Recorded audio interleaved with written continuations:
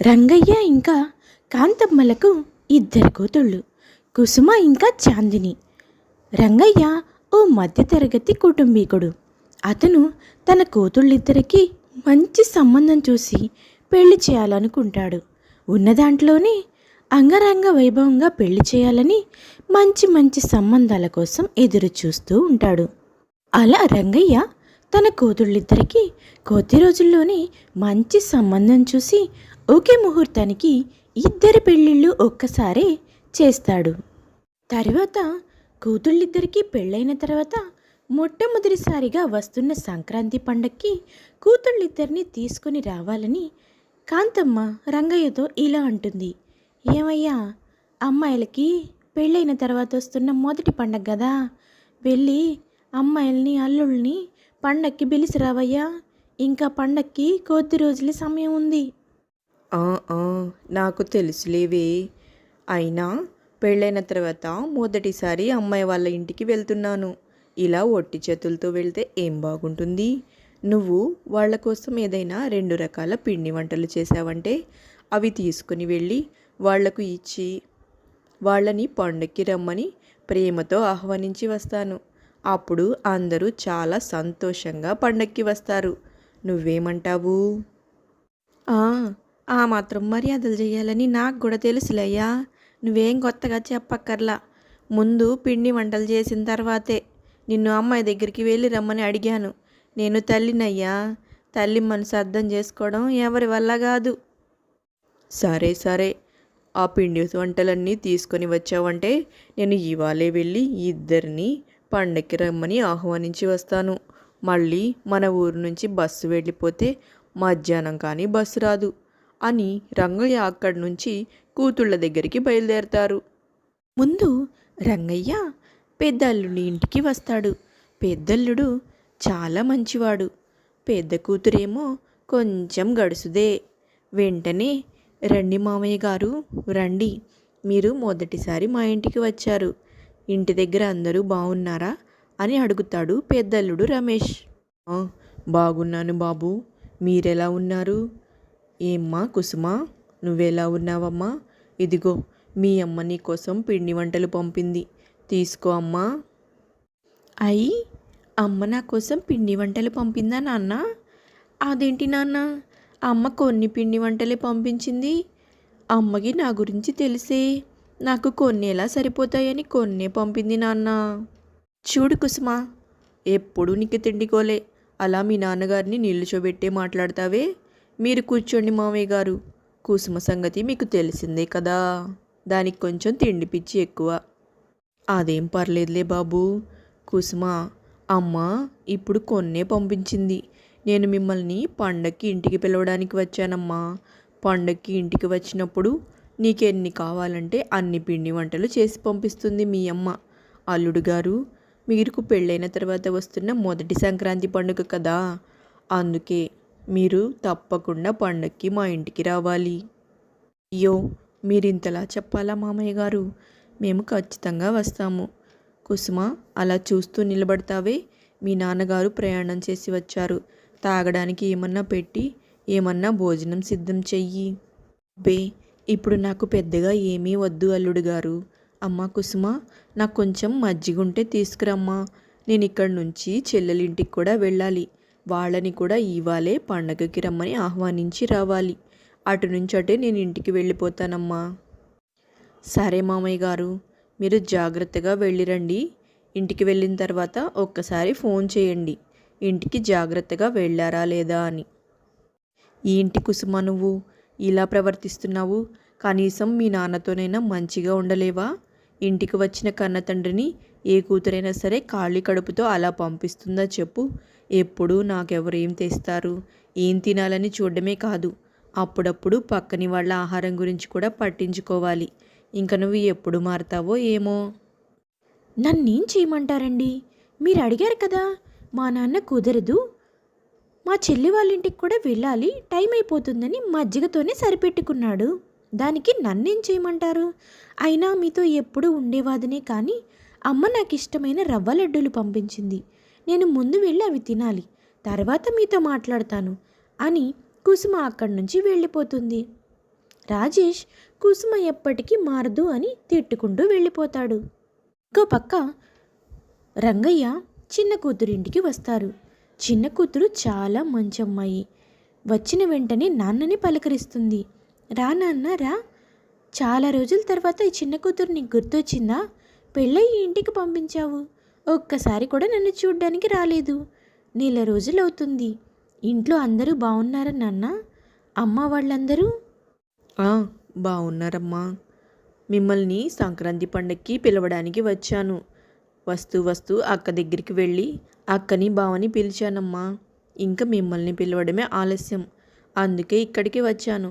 ఇదిగో ఈ పిండి వంటలు మీ అమ్మ నీ కోసం చేసింది, ఇవి లోపలి పెట్టుకోమ్మా. అప్పుడు నిదానంగా సురేష్ ఇలా అంటాడు. ఏంటి మామయ్య గారు, బాగున్నారా?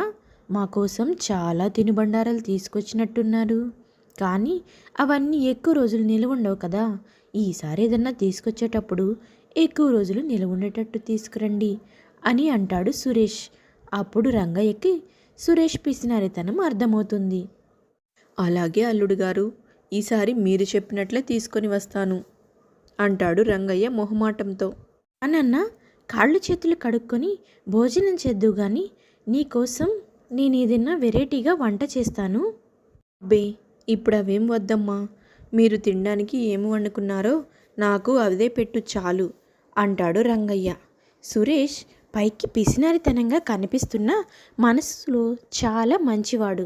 ఎదుటివాళ్ళు కష్టంలో ఉన్నారు అంటే ఏమాత్రం కూడా జాలి దయ చూపించకుండా ఉండే మనస్తత్వం కాదు. కాకపోతే ఎప్పుడూ డబ్బు పొదుపు చేయాలన్న ఆలోచన తప్ప తన తోటి వారికి సహాయం చేయకూడదు అనే ఆలోచన మాత్రం సురేష్లో ఉండదు. ఇలా రంగయ్య భోజనం చేసిన తర్వాత ఊరు బయలుదేరతాడు. కొద్ది రోజుల తర్వాత పండగ రోజు ఇద్దరు అక్క చెల్లెళ్ళు, ఇద్దరు అల్లుళ్ళు కలిసి అత్తగారింటికి వస్తారు. ఇప్పుడు ఎదురొచ్చిన కాంతమ్మ కూతుళ్ళిద్దరినీ చూసుకొని వాళ్ళిద్దరినీ పక్క పక్కన పెట్టి దిష్టి తీస్తుంది. తర్వాత ఇలా మాట్లాడుతుంది. ఏమ్మా, ఇద్దరు బాగున్నారా? కుసుమ ఇంకా చాందిని. ఏమ్మా కుసుమ, ఏమన్నా విశేషమా? పెళ్ళై 3 నెలలు అవుతుంది కదా. అమ్మా, నువ్వెలా ఉన్నావు? ఇంకా ఏం విశేషం లేదమ్మా. అయినా అప్పుడైనా పెళ్ళై 3 నెలలే కదా అవుతుంది. ఇంతకీ నువ్వెలా ఉన్నావు చెప్పు. మన వ్యవసాయం ఎలా సాగుతుందమ్మా? ఆ విషయాలన్నీ ఇప్పుడు ఎందుకులేమ్మా. ఏమ్మా చాందిని, నువ్వెలా ఉన్నావు? ఏంటి ఒక్క మాటైనా మాట్లాడకుండా అలానే నిలబడిపోతూ ఉన్నావు? నిన్నడిగితే మీ చెల్లి సమాధానం చెప్తుంది. నువ్వైనా మాట్లాడవా అమ్మా? ఏం చెప్పమంటావే? చెల్లి మాటే నా మాట. అయినా పిల్లల్ని ఇప్పుడే కానీ ఏం చేయాలంట? వాళ్ళ చుట్టూ తిరగడానికే సరిపోతుంది. తృప్తిగా నచ్చింది తినలేము, కావాల్సింది కొనుక్కోలేము, ఖర్చులన్నీ పెరిగిపోతాయి. పిల్లలు పుట్టినప్పుడు పుడతారులే కానీ నువ్వు నా కోసం తినడానికి ఏం వంటలు చేసావేంటి? నువ్వింకా మారలేదా? ఎప్పుడు తిండి గోలానే నీకు. సరేలే, నీకు ఇష్టమైనవన్నీ చేశాను. ముందు అల్లుళ్ళు భోజనం చేసిన తర్వాత మీరు భోజనం చేద్దురు కానీ. సరేనే, నువ్వు ముందు మీ అల్లుళ్ళకి భోజనం పెట్టు, మేము అలా వెళ్ళి మా స్నేహితుల్ని కలిసేసి వస్తాము అని కూతుళ్ళిద్దరూ అక్కడి నుంచి వెళ్ళిపోతారు.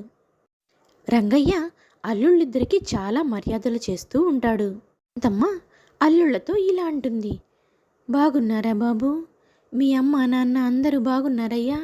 అయ్యా రమేష్, బాగున్నావా? అయ్యా సురేష్, నువ్వు బాగున్నావయ్యా అని అత్తగారు అల్లుళ్ళిద్దరినీ పలకరిస్తుంది. కాళ్ళు చేతులు మొహం కడుక్కొని రండయ్యా, భోజనం చేద్దరు కానీ మీకోసం రకరకాల వంటలు చేశాను. అతలు సురేష్ ఇలా అంటాడు. ఎందుకత్తయ్యా, డబ్బు ఖర్చు కాకపోతే ఇప్పుడు ఈ వంటలన్నీ లేకపోతే మేము తినమని చెప్పామా ఏంటి? పొదుపు ఉండాలి. వెంటనే రమేష్ ఇలా అంటాడు. చూడు తమ్ముడు, మనం అన్ని వంటలు తింటామా తినమా అనేది ఇక్కడ సమస్య కాదు. ఇంటికి వచ్చిన వాళ్ళకి మర్యాదలు చేయడం అనేది ఇక్కడ పాయింట్. అందుకే మనల్ని అలా గౌరవిస్తారన్నమాట. అప్పుడప్పుడు పద్ధతులు కూడా పాటించాలి తమ్ముడు. సరేనయ్యా, మీ ఇద్దరికి భోజనం వడ్డిస్తాను, అలా కూర్చోండి అని కాంతమ్మ అంటుంది. అలా కాంతమ్మ అల్లుళ్ళిద్దరికీ అలాగే తన భర్త రంగయ్యకు భోజనం సిద్ధం చేస్తుంది. అల్లుళ్ళిద్దరూ కాంతమ్మ చేసిన రుచికరమైన భోజనాన్ని ఆస్వాదిస్తూ తింటూ ఉంటారు. ఇంతలో చాందిని తన పెద్దమ్మను కలవడానికి పెద్దమ్మ వాళ్ళ ఇంటికి వెళ్తుంది. అప్పుడు పెద్దమ్మ చాందినికి ఇలా చెప్తుంది. ఏమ్మా చాందిని, వచ్చేసారా? మీ నాన్న నేనెంత చెప్పినా వినకుండా పొలం అమ్మాలంటున్నాడమ్మా. అదేంటి పెద్దమ్మ, మా నాన్నకి పొలం అమ్మాల్సిన పని ఏముంది? అంత కష్టం ఏమొచ్చింది? మీ పెళ్ళికి చేసిన అప్పు తీర్చడానికి అలా మీ నాన్న పొలం అమ్ముతున్నాడని అందరూ అనుకుంటున్నారే. నేను మీ నాన్నకి ఎంత చెప్పినా వినడం లేదు. కూతుళ్ళని అడిగి డబ్బు తీసుకొని అప్పు కట్టయ్యా అని చెప్తుంటే అల్లుళ్ళని అడిగితే ఏం బాగుంటుంది అంటున్నాడు. మీరే ఎలాగైనా మీ నాన్నతో మాట్లాడి తరతరాలుగా వస్తున్న ఆ పొలాన్ని అమ్మకుండా చేయండి. నేను చెప్పానని మళ్ళీ మీ నాన్నతో అనవద్దు. వాడిని ఎలాగైనా కష్టం నుంచి బట్టెక్కించండి అమ్మా అని చెప్తుంది పెద్దమ్మ. అక్కడి నుంచి చాందిని కంగారుగా సరే పెద్దమ్మ అని ఇంటికి వెళ్ళిపోతుంది. చాందిని ఇంటికి వెళ్ళి తన అక్క కుసుమతో జరిగిందంతా చెప్తుంది. ఏంటి నువ్వు చెప్పేది? నాన్న మన పెళ్లి చేయడం కోసం పొలం తాకట్టు పెట్టాడా? ఇప్పుడు ఆ అప్పు తీర్చలేక పొలం అమ్మేయాలనుకుంటున్నాడా? అదెలా కుదురుతుంది? నాన్న కనీసం మనతో ఒక మాటైనా చెప్పలేదు. మనతో చెప్తే ఏదో ఒక పరిష్కారం ఆలోచించేవాళ్ళం కదా. ఇప్పటికీ మించిపోయిందేం లేదక్కా. నాన్నకి ఆ పొలం అంటే చాలా ఇష్టం. కానీ మన కోసమే ఆ పొలాన్ని అమ్మాలనుకున్నాడు. అందుకని మన భర్తలతో మాట్లాడి ఆ అప్పు మనమే కట్టేసి ఆ పొలాన్ని నాన్నకి తిరిగి ఇవ్వాలక్క. నువ్వేమంటావు? అవునే, నాకు అలానే అనిపిస్తుంది చెల్లి. నాన్న మన కోసం ఎంత చేశాడు. నాన్న కోసం మనం ఈ మాత్రం చేయకపోతే ఎలా? నాన్నకి కొడుకులైనా కూతుళ్ళైనా మనమే కదా. మన ఇద్దరమే నాన్న సమస్యల్ని పరిష్కరించాలి. అలాగే చేద్దాం. ఇలా వాళ్ళిద్దరూ ఒక నిర్ణయానికి వచ్చి భర్తల్ని ఒప్పిస్తారు తండ్రి అప్పు తీర్చడానికి. మొదట్లో సురేష్ ఒప్పుకోడు అనిపిస్తుంది. కానీ సురేష్ కూడా చాలా మంచి మనసుతో తన మామగారి పొలాన్ని అమ్మకుండా ఉండడానికి సహాయం చేస్తాడు. అలా సురేష్ మామగారి దగ్గరికి వెళ్ళి, ఏంటి మామయ్య, మీరు పొలం అమ్ముతున్నారని తెలిసింది. మీకంత అవసరం ఏమొచ్చింది? మీ కూతుళ్ళని మాకిచ్చారు. మేమిప్పుడు మీ అల్లుళ్ళం. మేముండగా మీరు పొలాన్ని అమ్మేస్తే ఇంకా మేముండి ప్రయోజనం ఏముంది? మాకు తల్లిదండ్రులు అయినా అత్తమామలైనా మీరే కదా. మా అమ్మ నాన్న ఎంతో మీకు కూడా మేమంతే. అలాంటిది మమ్మల్ని మీరు సహాయం అడగడానికి ఎందుకు ఇలా ఆలోచించారు?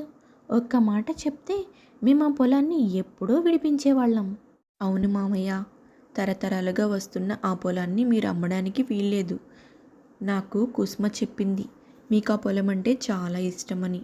అలాంటి పొలాన్ని అమ్మడానికి నేను అస్సలే ఒప్పుకోను. మేము డబ్బు ఇస్తున్నాం, మీరు వెళ్ళి పొలాన్ని విడిపించుకొని వస్తున్నారు. ఇక అంతే.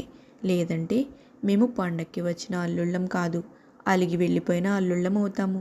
ఇంకా మీరు ఆలోచించుకోండి. అంత మాట అనొద్దు బాబు.